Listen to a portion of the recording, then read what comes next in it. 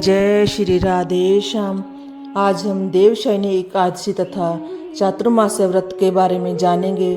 चातुर्मास में जो भी व्रत और नियम किए जाते हैं उन सब के बारे में जानेंगे। श्री कृष्ण बोले कि हे राजन, आषाढ़ शुक्ल पक्ष की इस एकादशी को देवशयनी एकादशी भी कहते हैं।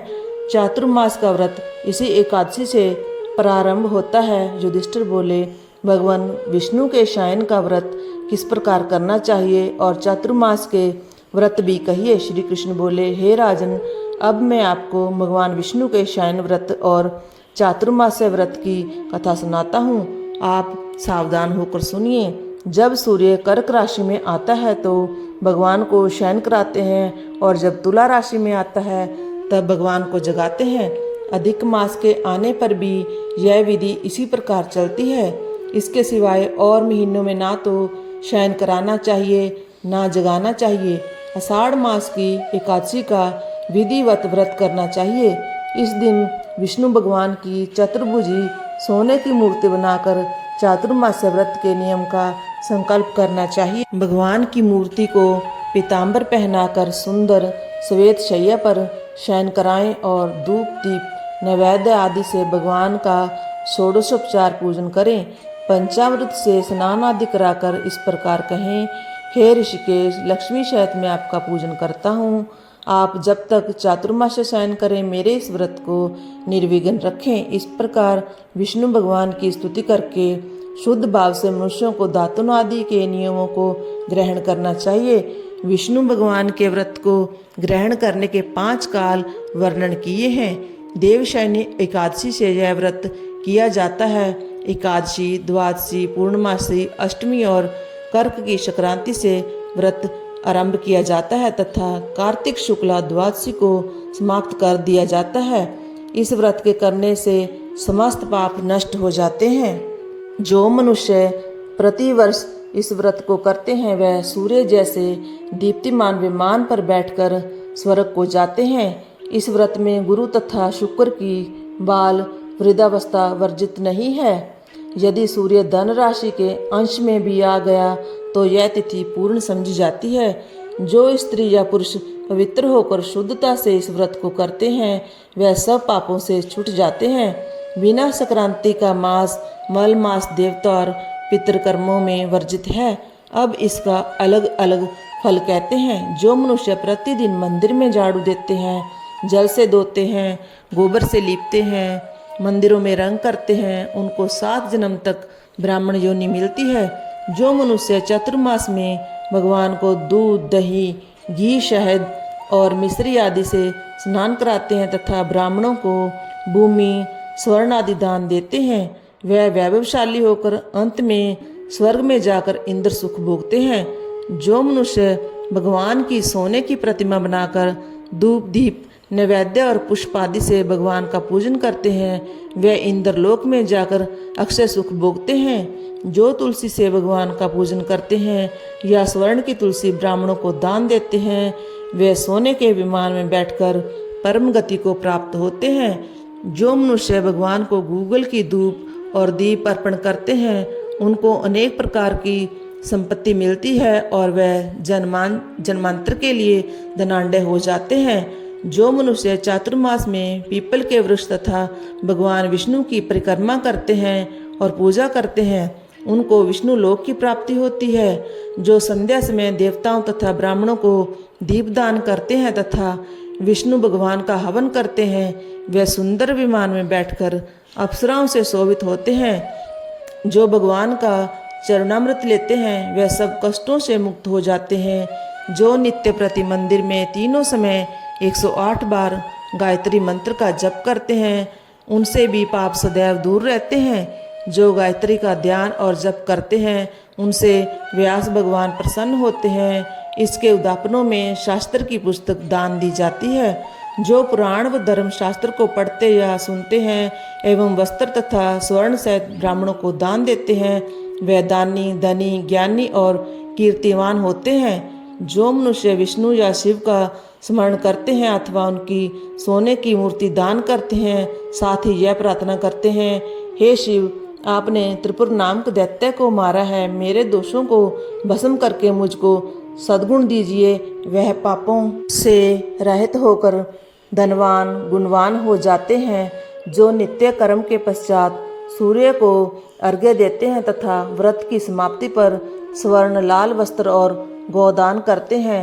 वह अरोगता, पूर्ण आयु तथा कीर्ति, धन और बल पाते हैं। चातुर्मास में जो मनुष्य गायत्री मंत्र द्वारा तिल से होम करते हैं और समाप्ति पर दान करते हैं, उनके समस्त पाप नष्ट होकर निरोग शरीर मिलता है तथा सुपात्र संतान मिलती है।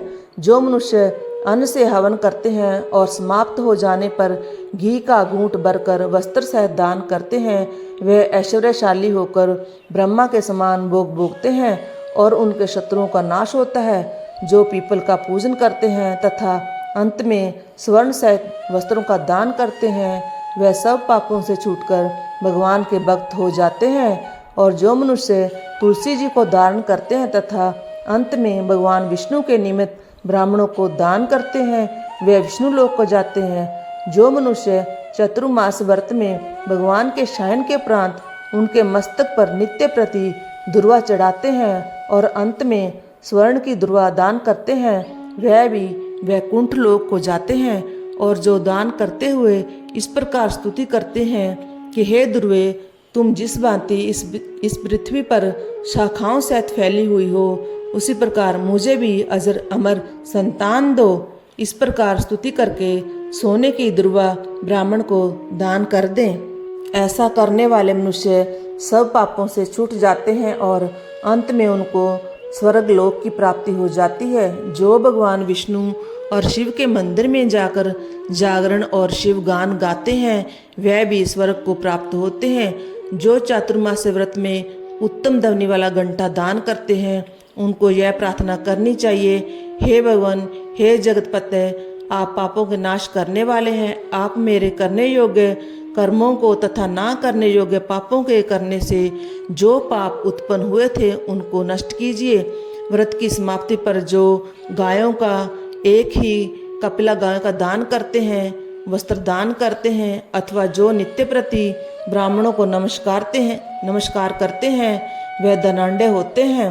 उनका जीवन सफल हो जाता है, साथ ही समस्त पापों से छूट जाते हैं। चातुर्मास में जो ब्राह्मणों को भोजन कराते हैं, उनकी आयु तथा लक्ष्मी की वृद्धि होती है। जो मनुष्य स्वर्ण का सूर्य बनाकर ब्राह्मण को दान देते हैं, उसका फल 100 यज्ञों के समान होता है। जो शिवजी के प्रश्नार्थ चांदी या तांबे का दान करते हैं, उनको श्रद्धा से पुत्र की प्राप्ति होती है। जो शहद युक्त चांदी का बर्तन अथवा तांबे के पात्र में गुड़ भरकर और शयन होने पर तिल, सोना और जूते का दान करते हैं, वे शिवलोक को प्राप्त होते हैं। जो मनुष्य चातुर्मास में ब्राह्मणों की पूजा करते हैं, अन्न वस्त्र का दान देते हैं तथा समाप्ति पर शैया दान करते हैं, वे अक्षय सुख को प्राप्त करके लक्ष्मीवान होते हैं। जो वर्षा ऋतु में गोपी चंदन दान करते हैं, वे भोग और मोक्ष को प्राप्त होते हैं। जो सूर्य और गणेश जी का पूजन करते हैं, वे उत्तम गति को प्राप्त होते हैं। जो चातुर्मास में भगवान का हवन करते हैं और शक्कर दान करते हैं, साथ ही उदापन करते हैं।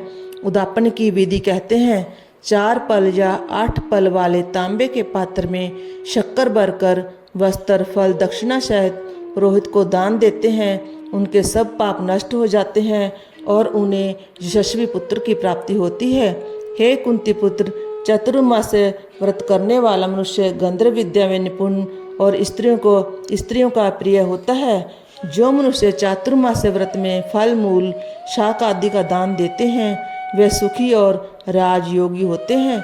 जो मनुष्य इस व्रत में प्रतिदिन सौंठ, मिर्च, पीपल, वस्त्र और दक्षिणा सहित दान करते हैं, अंत में सोने की सौंठ, मिर्च आदि दान करते हैं, वे 100 वर्ष तक जीवित रहकर स्वर्ग में जाते हैं। जो बुद्धिमान ब्राह्मण को मोती का दान करते हैं, वे कीर्ति को प्राप्त होते हैं। जो मनुष्य इस व्रत में तांबुल दान करते हैं अथवा जितेंद्रिय होकर पान खाना छोड़ देते हैं और अंत में लाल वस्त्र का दान देते हैं, वह सौंदर्यशाली, निरोग, बुद्धिमान, भाग्यवान तथा सुंदर वाणी बोलने वाले बनते हैं। तांबुल के दान से देवता प्रसन्न होकर अनंत धन देते हैं। जो मनुष्य इस व्रत में लक्ष्मी जी और पार्वती जी को प्रसन्न करने के लिए हल्दी का दान करते और अंत में चांदी के पात्र में हल्दी रख कर देते हैं, वे स्त्रियां अपने पति के साथ और पति अपनी पत्नियों के साथ सुख भोगते हैं तथा सौभाग्य अक्षय धन का सुपात्र संतान मिलती है। साथ ही वे देवताओं से पूजित होते हैं।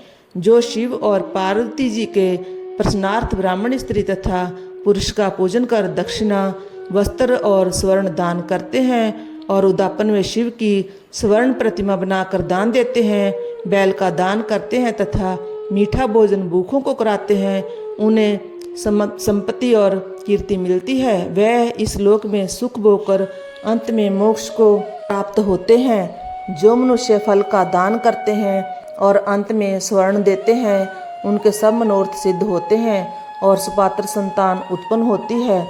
फल दान से नंदनवन का फल प्राप्त होता है। जो मनुष्य इस व्रत में पुष्प का दान करते हैं, उन्हें इस लोक में सुख और परलोक में गंधर्व पद मिलता है। जो भगवान की प्रसन्नता के लिए प्रतिदिन ब्राह्मणों को दही और अंत में भूमि या स्वर्ण का दान करता है, वह इस लोक में धन धान्य प्राप्त कर अंत में विष्णु लोक को जाता है।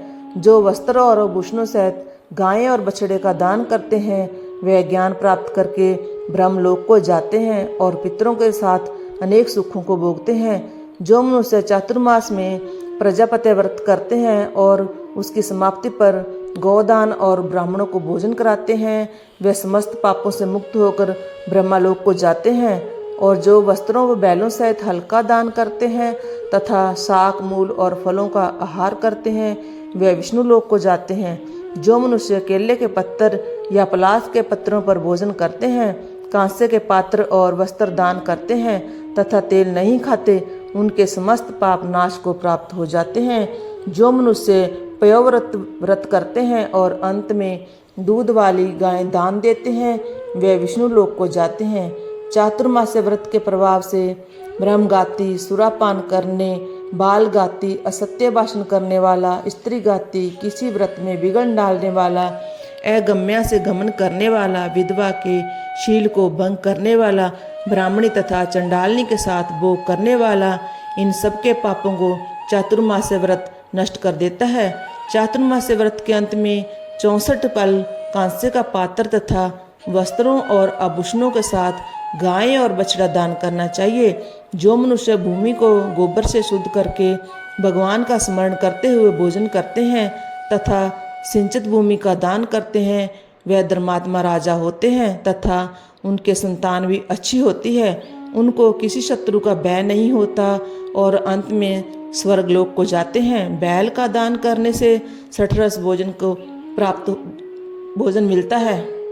बैल का दान करने से 60 रस भोजन मिलते हैं। चातुर्मास्य व्रत में जो नित्य प्रति जागरण करते हैं तथा अंत में ब्राह्मण को भोजन कराते हैं, उन्हें शिवलोक की प्राप्ति होती है। जो एक समय भोजन करते हैं और अंत में निराहार रहते हैं और भूखे को भोजन कराते हैं, भक्ति पूर्वक भगवान का पूजन करते हैं, भगवान के शयन करने पर भूमि पर सोते हैं, भगवान के शयन करने पर भूमि पर सोते हैं, वे यशस्वी लक्ष्मीवान होकर स्वर्ग में जाते हैं। जो सहपरिवार चावल या जौ का भोजन करते हैं और जो तेल नहीं लगाते, अंत में कांसे या मिट्टी के पात्र में तेल भरकर दान करते हैं, अथवा जो शाक नहीं खाते, अंत में चांदी के पात्र को वस्त्र में लपेटकर या 10 प्रकार के शाकों से भरकर वेद पाठी ब्राह्मण को देते हैं, वे सब शिवलोक में जाकर कीर्ति प्राप्त करते हैं। जो मनुष्य गेहूं छोड़ने का नियम करते हैं